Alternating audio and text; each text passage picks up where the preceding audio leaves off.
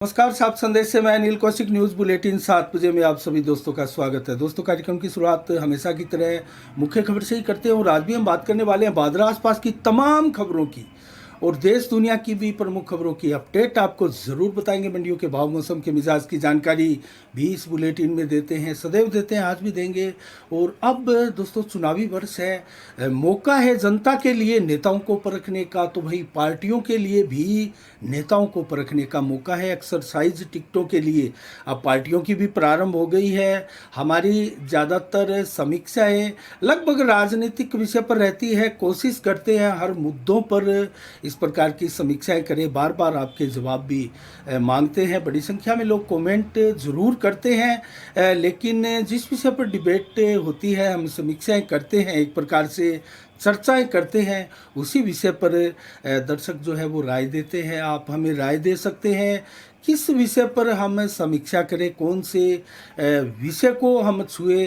दोस्तों, इसके ऊपर आपकी राय बड़ी इम्पोर्टेंट है, आवश्यकता है आपकी राय की। और आज भी हम बात करेंगे दोस्तों राजनीतिक विषय पर। एक कवरेज आज हमने की है और लगातार हम विधायक के विकास कार्यों के साथ जो अभी तक कार्य नहीं हुए हैं उनका एक प्रकार से समीक्षा चल रही है विधायक के कार्यकाल की। और हम आगे समीक्षा ये भी करेंगे, तुलनात्मक अध्ययन करेंगे गत विधायक के कार्यकाल का वर्तमान के विधायक कार्यकाल से और पीछे के विधायक कार्यकालों की भी तुलना करेंगे। डाटा इकट्ठा कर रहे हैं। वर्तमान में हम सड़कों का डाटा इकट्ठा कलेक्ट कर रहे हैं दोस्तों कि भादरा विधानसभा क्षेत्र में बलवान पूनिया ने कितनी नई सड़कें अब तक बनवाई हैं और कितनी सड़कें ऐसी हैं जो कुल मिला के इस कार्यकाल में काम चला हुआ है, जिनके ऊपर नई सड़क या पेचवर्क की कहीं ज़्यादा आवश्यकता नहीं है। और कितनी ऐसी सड़क विधानसभा में अब तक है जो जर्जरावस्था में है, जिनको बनाने की आवश्यकता है। अब तक डाटा कलेक्ट किए हैं हमने, लगभग 40 से कहीं अधिक की संख्या दोस्तों उन सड़कों की है जिन सड़कों पर जर्जरावस्था में है, कोई काम नहीं हुआ है। तो हम विस्तार से बताएंगे। आज एक कवरेज आज हमारे चैनल पर आप देख सकते हैं, फेसबुक पेज पर भी देख सकते हैं, यूट्यूब चैनल पर भी देख सकते हैं। राजगढ़ सड़क की धरातल रिपोर्ट हमने आज एक तैयार की है, पूरे 60 किलोमीटर के क्षेत्र की, और किस प्रकार से कृष्णा पूनिया विधायक राजगढ़ हमारे भादरा विधायक बलवान पूनिया पर भारी पड़ती हुई प्रतीत हो रही है। दोस्तों, आपको आश्चर्य होगा कि ये हम कैसी बात कर रहे हैं, क्योंकि ये सड़क तो बनी नहीं, जर्जरा अवस्था में है, टूटी फूटी सड़क है। फिर कैसे कोई एक विधानसभा का विधायक दूसरे विधानसभा के विधायक पर भारी पड़ सकता है। दोस्तों, दरअसल 2021 में आपको याद होगा 134 करोड़ का बजट आया था इस सादुलपुर भादरा जो सड़क मार्ग है इसका। और दोस्तों, वो अभी तक बजट जो है कागजों में उलझा हुआ है, भोला राम के जीव की तरह कागजों में ही गुम हो गया है। तो वो कागजों से बाहर नहीं निकल पा रहा है दोस्तों।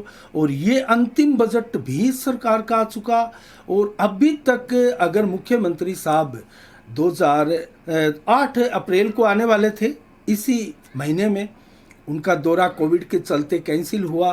कोई नहीं, कोई बात नहीं है, इनका दौरा जो है वो आगे भी हो सकता है और जल्द हो सकता है। लेकिन उस दौरे में 8 अप्रैल को अर्थात 2 दिन पहले इसी सड़क का भी शिलान्यास होना था, अर्थात इसका काम प्रारंभ होना था।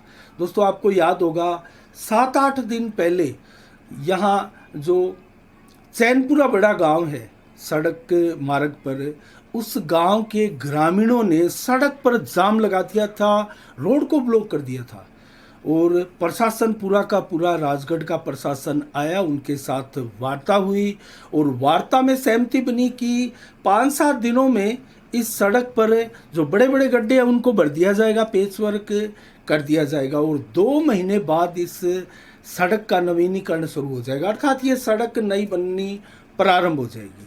तो ये ज़रूर लॉलीपॉप था जो धरनार्थियों को पकड़ा दिया गया, लेकिन ये ज़रूर कुछ राहत वाली बात है उन वाहन संचालकों के लिए कि सिद्धमुख से लेकर राजगढ़ तक के बड़े बड़े सैकड़ों गड्ढों को भर दिया गया पेचवर्क के द्वारा।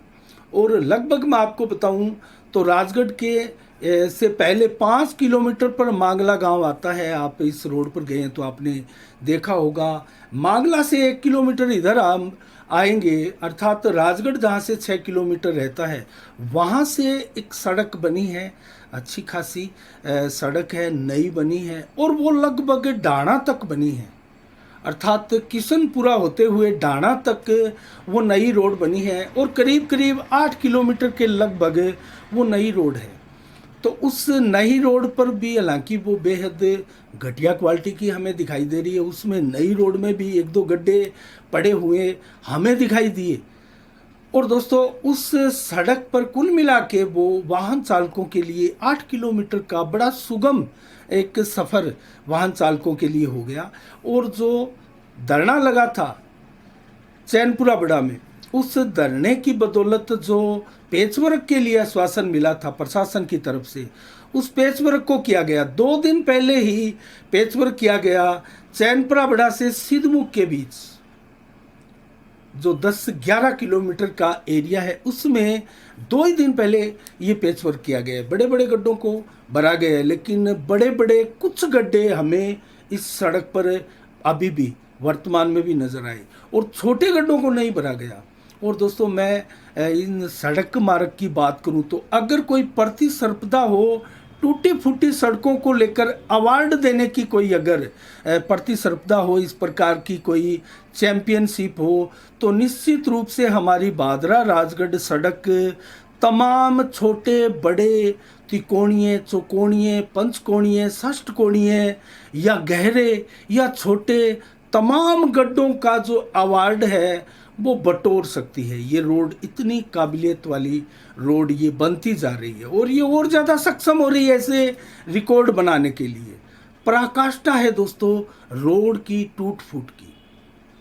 इस कदर रोड नज़र आने लगी है कि भ्रम होता है कई बार कि ये सड़क में गड्ढे हैं या फिर गड्ढों में कोई सड़क का अवशेष है। और कई तो पॉइंट ऐसे हैं, करीब आधा दर्जन से अधिक सिद्धमुख और भादरा के बीच में अभी भी बचे हैं। और जो रोड वो बन चुकी है, कुछ पेचवर्क भी हुआ है सिद्धमुख से राजगढ़ के बीच, वहाँ भी 2-3 पॉइंट ऐसे हैं जो लंबे हैं, उनको ठीक नहीं किया गया है। वहाँ से सड़क पूरी तरह सफाया हो चुका है, क्योंकि पेचवर्क का काम था। और ऐसे अगर 100-100, 200-200 मीटर तक का जो टूटा फूटा पूरा एरिया था, उसको बनाने से तो वो तो संभवतः इतना बजट नहीं दिया गया होगा उन ठेकेदारों को पेचवर्क के लिए, तो वो छोड़ दिया गया है। लेकिन भादरा और सिद्धमुख के बीच, हालांकि ऐसा नहीं है कि विधानसभा क्षेत्र राजगढ़ का तमाम एरिया कवर कर लिया गया हो उस पेचवर्क में, ऐसा नहीं है दोस्तों। ऐसा अगर होता तो भाडी मोड़ तक वो सारे पेचवर्क के काम हमें दिखाई देते। लेकिन सिद्धमुख से भाडी मोड़ के बीच में भी बहुत से गड्ढे हैं, जो कि विधानसभा क्षेत्र राजगढ़ का एरिया है। लेकिन कहने का तात्पर्य ये है कि सिद्धमुख से भादरा की सड़क एकदम जर्जरावस्था में बनी हुई है। और आंशिक रूप से अगर हम कहें तो राजगढ़ विधायक ने भादरा विधायक पर कुछ बढ़त जरूर ली है, और 30 किलोमीटर के एरिया में कुछ वाहन चालकों को मामूली राहत दी है। वहाँ नॉन स्टॉप वो 70-80 की स्पीड में गाड़ी ले जा सकते हैं, लेकिन आप ऐसा सिद्धमुख और भादरा के बीच में नहीं कर सकते। अगर ऐसा आप करने का प्रयास करेंगे तो संचालक को, वाहन संचालक को भी पता नहीं होगा, विधायक को भी किसी को पता नहीं होगा, और प्रशासन के किसी नुमाइंदे को भी पता नहीं होगा कि कौन से गड्ढे में आपकी गाड़ी सबसे ज़्यादा नुकसान हो जाए आपकी गाड़ी का। तो कुल मिला के ऐसी सड़क है, उसकी कवरेज आप देखिएगा, और उस कवरेज के बाद में आप कमेंट भी कीजिएगा कि कहाँ कमी रही। हमने नई सड़क भी दिखाई है जो बलवान पूनिया ने बनाई, जैसे मेन रोड से पचार वाली के लिए सड़क बनी थी, वो भी हमने दिखाई। और जो चनान के लिए डोबी के पास से जो सड़क नई बनी है, बलवान पूनिया के कार्यकाल में बनी है, वो भी हमने उस कवरेज में दिखाई है। और दोस्तों, ईमानदारी के साथ विधानसभा क्षेत्र में जितनी भी सड़कें बलवान पूनिया ने अब तक बनाई है और बनवा चुके हैं, उन सड़कों को भी हम बताएंगे विस्तार से हमारे पूरे विधानसभा क्षेत्र के लोगों को, दर्शकों को, हमारे तमाम साफ संदेश भारत के दर्शकों को, और उन सड़कों के बारे में बताएंगे जो अभी एजेंडे में है, जिनका काम निर्माणाधीन है या होने वाला है, या उनका काम अभी हाथ में लिया हुआ है, 5-7 महीने का समय है, उसमें वो कार्य पूर्ण हो सकता है, उनके बारे में भी बताएंगे। और उन दर्जनों सड़कों के बारे में बताएंगे जो सड़कें बिल्कुल जर्जरा अवस्था में हैं, और जो सड़कें अभी तक विधायक या किसी कार्यकर्ताओं द्वारा उन सड़कों के बारे में अभी चर्चा ही नहीं की जा रही है। और उनमें से तो दर्जनों सड़कें तो ऐसी है, उन ग्रामीणों को, उन लोगों को, उन गांववासियों को विधायक महोदय द्वारा आश्वासन भी दिया गया है, कोई 6 महीने पहले, कोई 12 महीने पहले, कि आपके गांव की उक्त सड़क हम बनवाएंगे। तो उनके बारे में भी आपको बताएंगे, विस्तार से कवरेज दोस्तों कार्यकाल की करेंगे, और विकास कार्यों की करेंगे, और जो अब तक नहीं हुए उनकी करेंगे, गत विधायक के विकास कार्यों की करेंगे, और उन्होंने क्या छोड़ दिया वो भी करेंगे। और इस कवरेज में हमने ये भी बताया कि 2008 में ये सड़क बनी थी और जयदीप डूडी के कार्यकाल में बनी थी, और जयदीप डूडी के कार्यकाल में बनते बनते ये सड़क टूटना भी प्रारंभ हो चुकी, इतनी घटिया स्तर की बनी है। तो बलवान पूनिया जो सड़कें बनवा रहे हैं, विकास कार्य कर रहे हैं, ऐसी एक सड़क डाबड़ी से सेरडा के लिए जो सड़क है दोस्तों, वो टूट चुकी है। उसकी भी हमारे पास रिपोर्ट आ रही है, पुख्ता रिपोर्ट हम बताएंगे। अभी इसकी हमें कोई पुष्टि नहीं कर रहे, हमारे पास उसकी सूचना आ रही है कि वो सड़क 1 साल भी नहीं हुआ बने हुए, और वो सड़क पूरी तरह से टूटने लगी है। तो ऐसा घटिया निर्माण ना हो, इसके लिए भी हमारे क्षेत्र के लोग सजग हो, सतर्क हो, और इसके लिए इतने जागरूक हो कि आपके क्षेत्र में कोई घटिया निर्माण कार्य ना होने पाए। जिस प्रकार दोस्तों हम कस्बे की कई बातें उठाते हैं, चाहे वो सीवरेज से जुड़ी हुई बातें हो, और जो घटिया निर्माण से जुड़ी हुई बातें हो, खाड़ा नाला के निर्माण की कोई बातें हो विधानसभा की, या फिर नालियों की बातें हो बादरा कस्बे की, उन सभी की बातें हम उठाएंगे जो जो हमारे सामने कवरेज आएगी, और क्षेत्र के लोगों के द्वारा हमें पता लगेगा, हम उसकी कवरेज करेंगे तो वो पूरी धरातल में ईमानदारी के साथ, निष्पक्षता के साथ वो कवरेज आपके सामने हम लेकर आएंगे। और दोस्तों इसके अलावा हम बात करते हैं अलग और भी खबरों पर। तो आजकल हमारे विधानसभा क्षेत्र में ईमानदारी का भी एक प्रचलन बढ़ा है, और ईमानदारी का परिचय देने वाले लोग भी प्रेरणा का स्रोत बन रहे हैं क्षेत्र के लोगों के लिए। जैसे रुपया और नारियल लेकर शादी करने वाले युवा आने वाली पीढ़ियों के लिए प्रेरणा का स्रोत बन रहे हैं, और आने वाले समय में कितना स्वस्थ हमारा समाज होगा, और कितना शानदार तरीके से, शानदार वातावरण के साथ हम कुरीतियों को छोड़ते हुए आगे बढ़ेंगे, इसके संकेत है। तो ऐसी ही एक घटना 2-3 दिन पहले दोस्तों कुंजी गांव के गौरीशंकर भुक्कर के रुपए 47,500 के करीब गिर गए थे। वो अपने किसी ट्रैक्टर को और किसान के कार्य संबंधी मिस्त्री मार्केट में आए हुए थे, और उनके रुपए मूर्ति चौक के पास दोस्तों कहीं गिर गए थे, लापरवाही से कहें, भूल से कहें। लेकिन मोनू शर्मा नाम के एक शख्स को मिले दोस्तों, ये गरीब परिवार से ही है वैसे, और मेडिकल स्टोर पर काम करता है मोनू शर्मा। लेकिन मोनू शर्मा ने देख लिए, और उन्होंने जाकर वो रुपए उठा लिए। इधर उधर देखा, कोई दिखा नहीं, तो उन्होंने वो रुपए अपनी दुकान पर काम करने वाले मालिक को, संचालक को दिए कि ये रुपए मुझे वहाँ सड़क पर पड़े मिले हैं। तो दुकानदार ने भी अच्छा एक परिचय दिया, ईमानदारी का भी उन्होंने प्रयास किया कि ये रुपए किसके हो सकते हैं। तो एक मैसेज बनाकर सोशल मीडिया पर वायरल किया, और मैसेज वायरल हुआ। जिसके रुपए थे, संभवतः वो तो ढूंढ ही रहे थे, वो आगे गए और पैसे संभाले तो उनके पास पैसे नहीं थे, उनके होश उड़ गए थे। लेकिन जब उन्होंने इस प्रकार की खबर सोशल मीडिया पर वायरल होती हुई देखी, और ये देखा कि अपने नोटों की पहचान बताएं और ले जाएं, तो उन्होंने आकर अपने नोटों की पहचान बताई और रुपए बताए, और वो रुपए भी उतने ही मिले, पहचान भी उतनी मिली। तो आसपास के कुछ और दुकानदारों ने पास खड़े होकर इस शानदार नज़ारे के वो गवाह बने, और उनको वो रुपए उनके स्वामी को लौटा दिए गए। तो ऐसी ईमानदारी की कहानियाँ भी हमारे क्षेत्र से लगातार आ रही है, बहुत अच्छी बात है।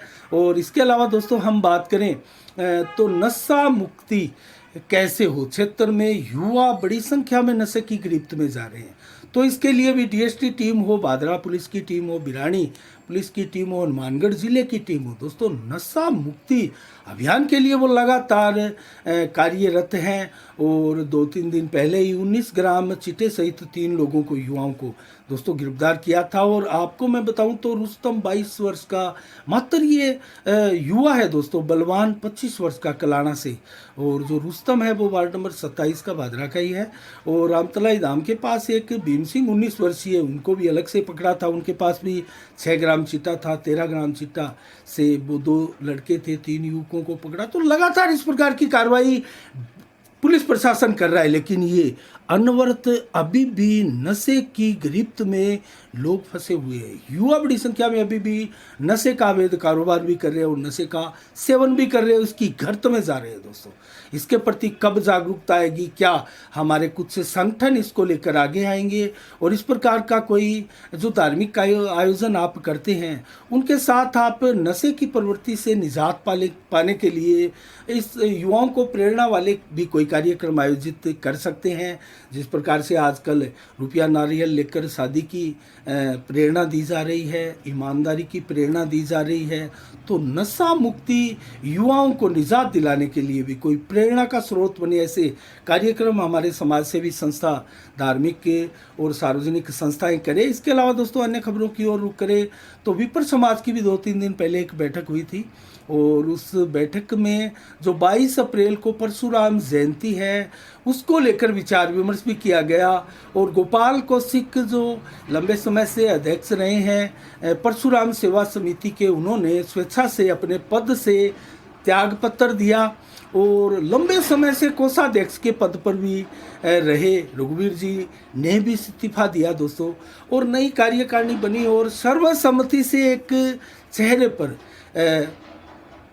सबकी सहमति बनी। बालकृष्ण शर्मा जो टाइल यूनियन के अध्यक्ष भी हैं और शानदार व्यक्तित्व है, बेहद शालीन स्वभाव के, बहुत ही सौम्य पुरुष है दोस्तों, उनको ये बागडोर सौंपी गई। और उनको बालकृष्ण शर्मा को एक प्रकार से आयोजन समिति का अध्यक्ष बना दिया गया। जो परशुराम सेवा समिति के तत्वाधान में ये जो परशुराम जयंती का कार्यक्रम आयोजित किया जाता है, उसके लिए अध्यक्ष नियुक्त कर दिया गया। और सर्वसम्मति के साथ उनके नेतृत्व में सभी काम करने के लिए इस बार एकजुट हुए हैं। तो क्या ये बढ़िया मैसेज विपर समाज में जाता है? और कितना विशाल, किस प्रकार का कार्यक्रम ये आयोजित होता है दोस्तों, देखने वाली बात है। हमारी भी नज़रें बनी रहेगी।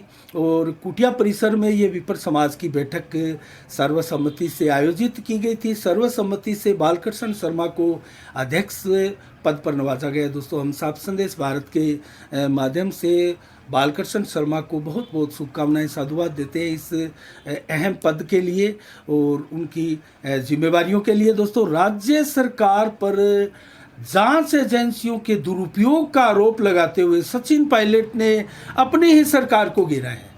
2 दिनों से ये लगातार बयान जो है वो वायरल हो रहा है सोशल मीडिया पर। और कल 11 अप्रैल को शहीद स्मारक पर जयपुर पर 1 दिन का सांकेतिक धरना दिया जाएगा सचिन पायलट के द्वारा। और दोस्तों वो इसलिए दिया जाएगा कि चुनाव के दौरान, चुनाव में आने के लिए जो वादे किए गए थे कांग्रेस के द्वारा, भारतीय जनता पार्टी की केंद्र सरकार द्वारा, वो वादे क्या पूरे हुए? और उन वादों को जो पूरे नहीं हुए, उन वादों को करने के लिए आगाह किया। एक चिट्ठी भी लिखी थी अशोक गहलोत सरकार को, लेकिन उस चिट्ठी का जवाब नहीं मिला था सचिन पायलट को, ये अलग बात है। और उसके रोष स्वरूप ही 11 अप्रैल को शहीद स्मारक पर एक अनशन का कार्यक्रम सचिन पायलट के द्वारा रखा गया है। तो दोस्तों पायलट द्वारा अपनी सरकार को कटघरे में खड़ा किया जा रहा है। और इसके अलावा दोस्तों हम बात करें, रमज़ान का पवित्र माह चला है और लगातार रोज़ा इफ्तार की दावतें भी मुस्लिम समाज के अनेक लोगों द्वारा दी जा रही है। और लगातार जो है रमज़ान माह में मुस्लिम समाज के रोज़ादार दोस्तों 500 समय की नमाज पढ़कर रोज़ा रख रहे हैं और इस पवित्र महीने में पुण्य अर्जित कर रहे हैं दोस्तों। इसके अलावा हम बात करेंगे अन्य खबरों की।